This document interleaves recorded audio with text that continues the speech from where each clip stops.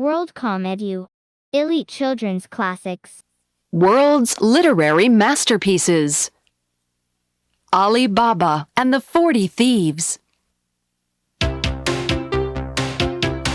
In a town in Persia, there lived two brothers. One was named Qasim and the other Alibaba. Qasim married a rich wife and lived in luxury, but Alibaba had to live by cutting wood and selling it in the town. One day, when Alibaba was in the forest, he saw a troop of men on horseback coming toward him. As he was afraid they were a band of robbers, he climbed up a big tree to hide himself. They came to the foot of the tree and got off their horses. Then the chief of the thieves went up to a large rock. "Open sesame!" he cried, so loudly that Alibaba could hear him. Instantly, a magic door opened in the rock, and they all went in, and then the door shut by itself. They stayed inside for some time. At last, they came out. This time, the chief of the band called out, "Shut sesame!" The door closed, and the men rode away. Alibaba wanted to know what was in the cave. After a minute or two, he stood before the rock. "Open sesame!" he cried out. Once again, the hidden door opened.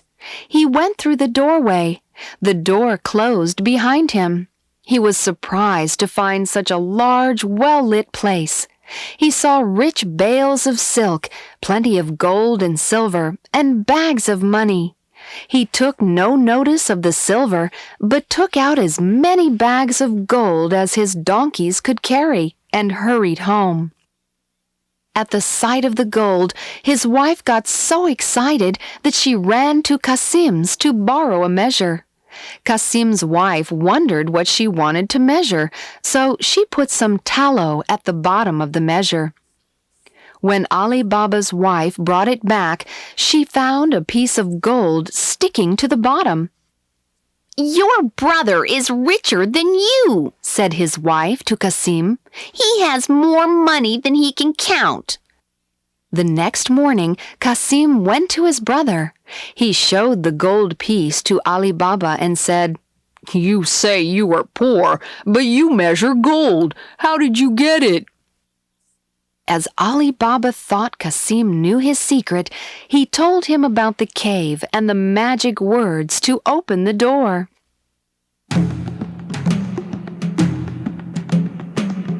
Qasim was a mean and selfish fellow, so early the next morning he started out to get the treasure for himself. He easily found the secret cave and the door in the rock. He said, "Open sesame!" and the door opened. He gathered as much gold as he could, but when he was ready to leave, he could not remember what to say. He said, "Open barley!" but the door did not open. He named several kinds of grain, but the door did not move at all. Qasim was white with fear. About noon, the thieves returned to the cave. Qasim tried to escape, but he was caught and killed. They cut his body into 4 parts. When night came, Qasim's wife became very uneasy. She ran to Alibaba and said, "My husband has not come back yet. What shall I do?" So Alibaba set out for the forest to look for his brother. When he entered the cave, the first thing he saw was his dead brother. He was full of horror. He put the body on one of his donkeys and loaded bags of gold on the other 2 and hurried back to Qasim's house. He told the whole story to Morgiana, one of Qasim's slaves, and said, "We must make others think that Qasim died in his bed. Do as I tell you." As she was clever, she understood what he meant. The next morning, Morgiana went to the druggist. "My poor master cannot either eat or speak. No one knows what his disease is," she said, and carried home some medicine. The next day she went to the same druggist and with tears in her eyes asked for an essence which was given only to a dying person. So no one was surprised in the evening to hear that Kasim was dead. Then she went to an old cobbler near the gates of the town. She put a piece of gold in his hand and asked him to come with her. She covered his eyes with a handkerchief and led him to the room where the dead body lay. Then she told him to sew the 4 parts of the body together. After that, she covered his eyes again and led him home, but the cobbler had sharp eyes. He was able to see some of the road, and he recognized Kasim's house.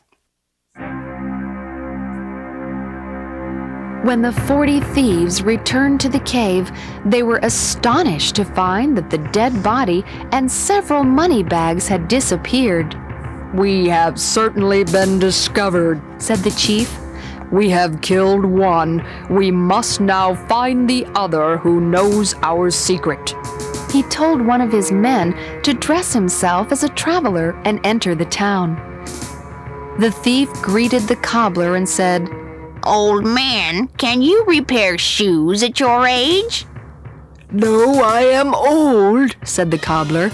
"I have very good eyes, and you will believe me when I tell you that I sewed a dead body together in a dark place." The thief was glad to hear that. He gave the cobbler a gold coin and had the man show him Kasim's house. On the door, the thief put a mark with a piece of chalk. When Morgiana saw the white mark on the door, she was afraid something bad would happen, so she put the same mark on 5 or 6 houses. The thief told the chief of his discovery. The chief told him to lead them to the house, but when they came to it, they saw 5 or 6 houses were chalked in the same manner. They could not tell which house Kasim's was and had to return to the cave. The chief sent another thief to the town as a spy. He also had the cobbler lead him to the house and marked the house in red chalk. But Morgiana was too clever for the thieves. They found, as before, that 5 or 6 houses were marked. When they returned to the cave, the first and the second spies were put to death. Now the chief decided to go himself. As he was wiser than the other thieves, he did not mark the house. He looked at it closely enough to remember it. He returned and told his men to buy 19 mules and 38 leather jars, one full of oil and the others empty. He put one man into each jar with his weapon, and led the 19 mules into the town with his 37 men and 1 jar of oil on their backs. They reached the town before it got dark.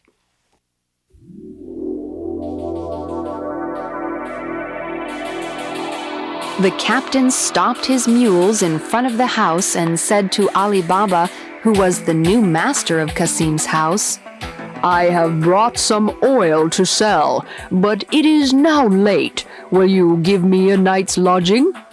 Alibaba invited the chief to come in when he heard that there was no room for him at the inn. "Please come in," said Alibaba. "You can have supper with us and a warm bed to sleep in until tomorrow." He told Morgiana to prepare a bed and supper. After supper, the chief went out into the yard and told his men to come out when he threw some stones from the window. After her new master and the guest went to bed, Morgiana was making soup when suddenly her lamp went out and they had no oil in the house. "I'll go into the yard and take some oil from those jars," she said to herself. When she went out into the yard and came to the first jar, the thief in the jar said softly, "Is it time?" She turned pale with terror. but she controlled herself and thought of a good plan. "Not yet, but soon," she said. She filled a large kettle with oil and set it on a fire. When it boiled, she poured enough oil into every jar to kill all the thieves inside. Then she went back to the kitchen and waited to see what would happen. Before long, the chief got up and opened the window to throw little stones. The stones hit the jars, but no thieves came out. He went down into the yard. When he went near one of the jars and said, "Are you asleep?" he smelt the hot boiled oil. At once he knew all his men were dead and that he had to give up his plan to kill Ali Baba and his family. He ran away. Morgiana saw all this and then went to bed. The next morning, she told everything to her master and led him to the oil jars to show him what was in them. Ali Baba thanked her very much and said, "Morgiana, you have saved our lives. You are no longer a slave. You are free now." The chief lost all his men, but he did not change his plan to kill Ali Baba. He disguised himself as a merchant. He brought rich silk and fine linen from the cave and set up a shop opposite that of Ali Baba's son. He called himself Khoja Hassan. He soon made friends with Ali Baba's son and often invited him and Ali Baba to dinner. One day, Ali Baba invited Khoja Hassan into his house and thanked him for his kindness to his son. Morgiana wanted to look at the guest, so she helped her fellow slave carry the dishes. As soon as she saw Khoja Hassan, she knew that he was the chief of the thieves and that he carried a dagger under his coat. She decided to save her master and his son from the bad man. She thought of a very bold idea. After dinner, Morgiana dressed herself as a dancing girl and hid a dagger in her girdle. "Come in, Morgiana," said Ali Baba. "Let Khoja Hassan see what you can do." The chief was not pleased. He was afraid he might miss the chance of killing Ali Baba, but he pretended to be enjoying her dances. Morgiana began another dance. She drew her dagger and danced with it in her hand. After several dances, Ali Baba and his son gave her a piece of gold. Khoja Hassan pulled out his purse to give her a present, but while he was putting his hand into it, she plunged her dagger into his heart. "Have you gone mad? What a terrible thing you have done!" cried Ali Baba and his son. "It was to save you. Look well at him," she cried. "He is the chief of the 40 thieves. I have killed him for you and your son." And she opened the merchant's coat and showed the dagger. Ali Baba wanted to thank her and asked his son to marry her. He was glad to take her for his wife. A few days later, their wedding was held with great splendor. 1 year passed by. Ali Baba heard nothing of the remaining thieves. He thought that they were dead, so he started for the cave. He opened the door by saying, "Open, sesame!" He went in and took away as much gold as he could and returned to town. He told his son the secret of the cave.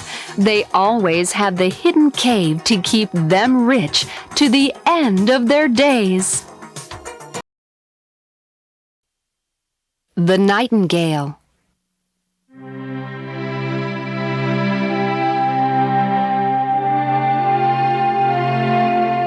Once upon a time, there was an emperor in China.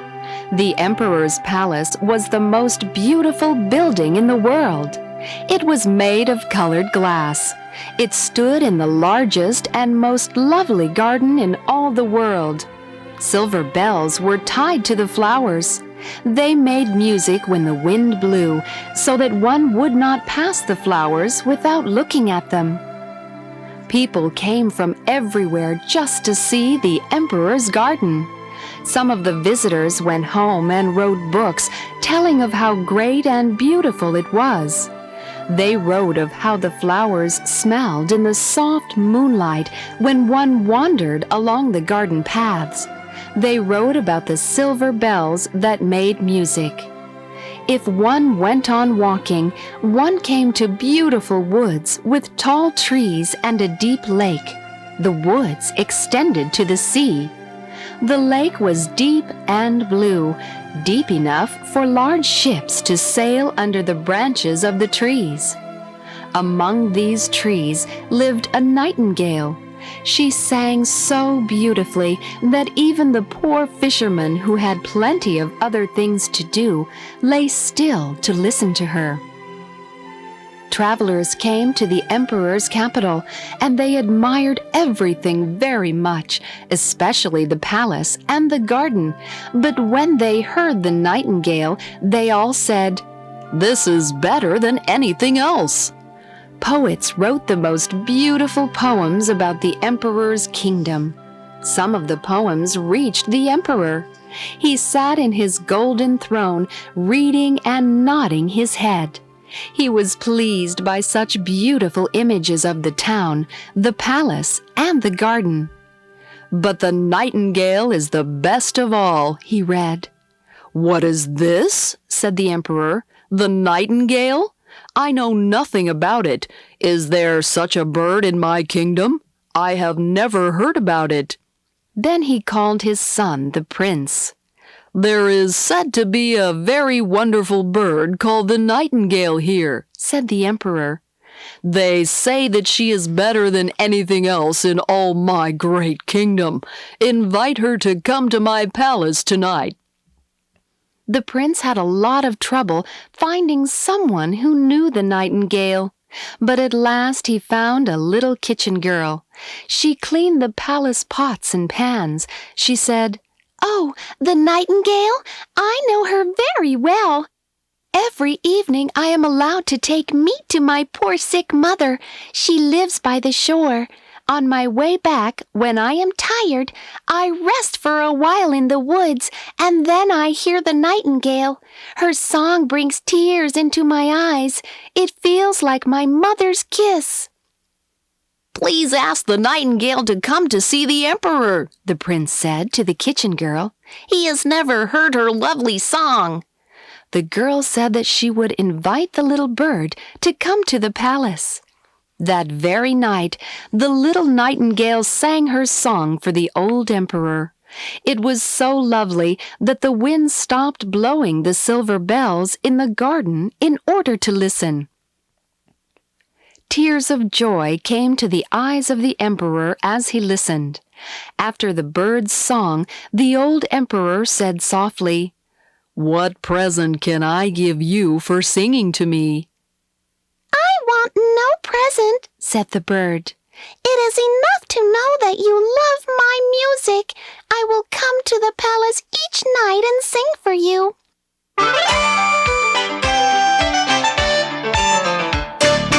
After that, for many months, the little nightingale came to sing for the aged ruler of China.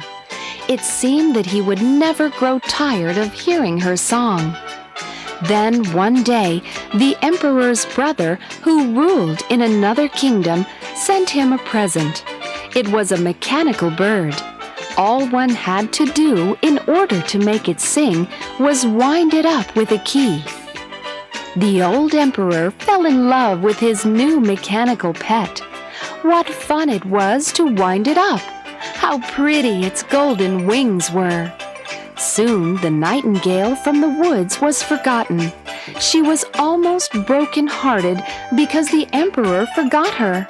She just stayed in her favorite tree, and she sang to herself and to the little kitchen girl who always came to hear the nightingale. Once the nightingale asked how well the mechanical bird could sing, and the little girl said, "The The mechanical bird sounds very nice, and it is like the real one, but there is something wanting. I don't know what." The mechanical bird was placed on a silken cushion close to the emperor's bed. A music master in the court wrote a lot of books about the mechanical bird. Each book was very long and written in the most difficult characters. For many a day, the emperor enjoyed the singing of his mechanical songbird. Then, quite suddenly, something went wrong. One evening, when the bird was singing its song and the emperor was lying in bed listening to it, there was a popping sound inside the toy bird. Then a spring burst, and it stopped singing in the middle of its song. The emperor jumped out of bed and sent for his private doctors, but what good could they do? Then the old emperor called in the finest and best craftsmen in China. But not one of them could make the mechanical bird sing again. At last, the gold and silver bird was put back in its cage, and there it stood in the emperor's bedroom. It was pretty to look at, but of no use to anyone.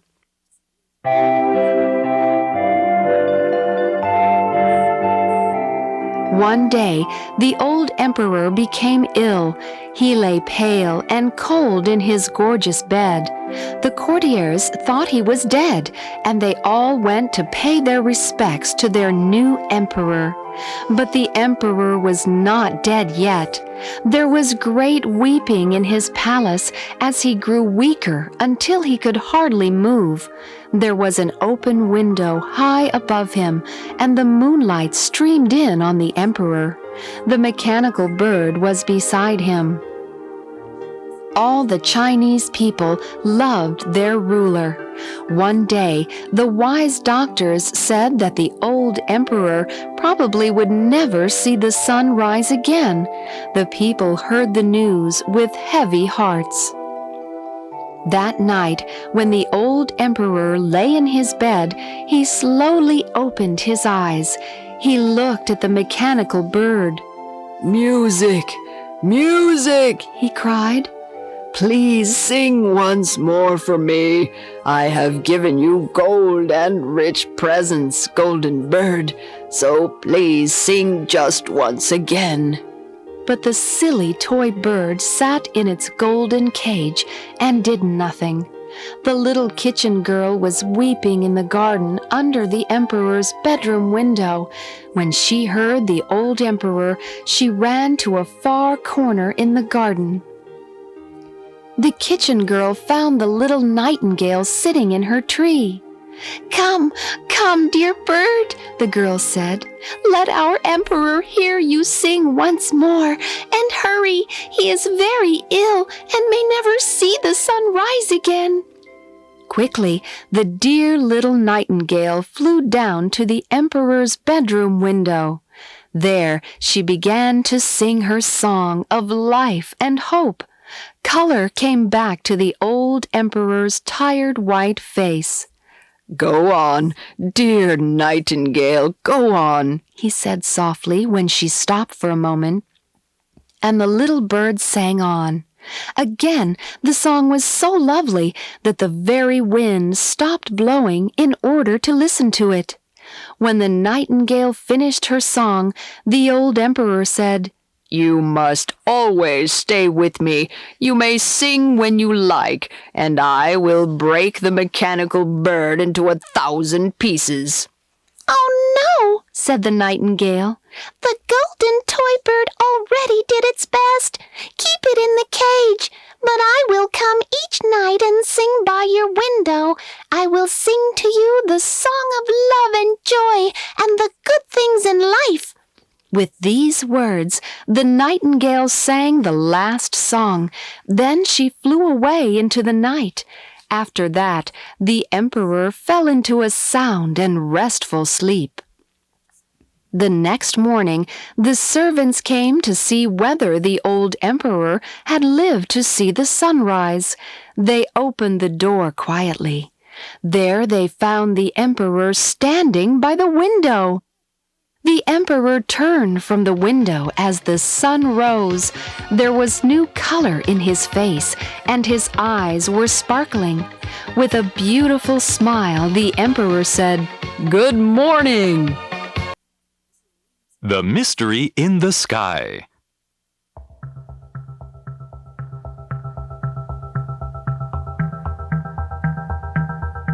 One quiet Sunday evening, the dogs suddenly started to bark. This was not so unusual, as there were lots of wild animals that would wander through the farmyard at night. The dogs were good watchdogs. They usually barked in the night when they heard strange noises. What surprised the farmer was that the barking continued for a long time. The farmer decided he had better check out what was causing them to bark for so long. He went around the back of the house and found them barking at a light hanging over the marsh. The farmer was curious and concerned. He called for his son to come join him. Maybe he could explain what the light was. The son came out and took a look at the strange light. His son had no explanation for the light either. "It must be a meteor," the farmer told his son. The farmer and his son went to investigate. The son said, "It looks like a meteor to me, Dad, but I didn't know meteors burned for so long and burned in so many different colors." The object now started to change from red to white to green. Sometimes it glowed brightly, sometimes dimly, but it showed no sign of going out. The farmer and his son stared at the object. They both wondered whether it was indeed a meteor. It was possible to see that it was covered with small holes. The son remarked, "It looks like a piece of coral to me." The farmer looked at his son oddly and said, "Do you know what's wrong with what we're looking at?" "No, what?" replied the son. "That thing, whatever it is, hasn't actually landed. It looks as if it's floating about 5 or 6 feet above the ground. Look, when the light gets real bright, you can see the ground underneath it," exclaimed the farmer. They couldn't believe their eyes. They kept watching the object carefully. "Let's go up for a closer look," said the farmer. They walked very slowly towards where they thought the thing was. When they neared the spot, they were very surprised. They couldn't find anything. They decided to explore the whole area, searching for it. They finally gave up and looked at each other, wondering what they had just experienced. They headed back for the farm in silence. Meanwhile, the farmer's wife had been looking at the light from the back porch. She thought that the thing in the marsh was a flying saucer. She decided to call the police. It didn't take the police long to come. News travels fast in the countryside. A lot of people heard the news about something strange flying around over the marsh. Soon the road to the farm was crowded with cars loaded with curious people. Everyone wanted to see the strange thing that had appeared in the marsh. One man said that he had seen the red object too. That's why he had come. Another said he had seen it, but that it was not a red light, it was a purple light. They weren't the only ones to report they had seen the object. There were lots of people making similar statements. There were many eyewitnesses to this strange event. Some people acted strangely. One man brought his violin with him and played it for about an hour. He said he wanted to welcome the men from space with music. One driver turned the headlights of his car on and off constantly for over an hour. He believed that the men from space could not understand music. One of the people to arrive early next morning was Professor Johnson. He was an expert in the study of such strange events. He traveled all over the world investigating these kinds of incidents. Everyone wanted to know what he thought had happened. The farmer took him to the marsh where he and his son had seen the strange object. Professor Johnson put on his high boots and walked around in the marsh. His manner was like that of a hunter. He walked and walked in the marshy land, trying to find something to explain what had occurred. When he returned to the farm, a group of newspaper reporters were there to greet him.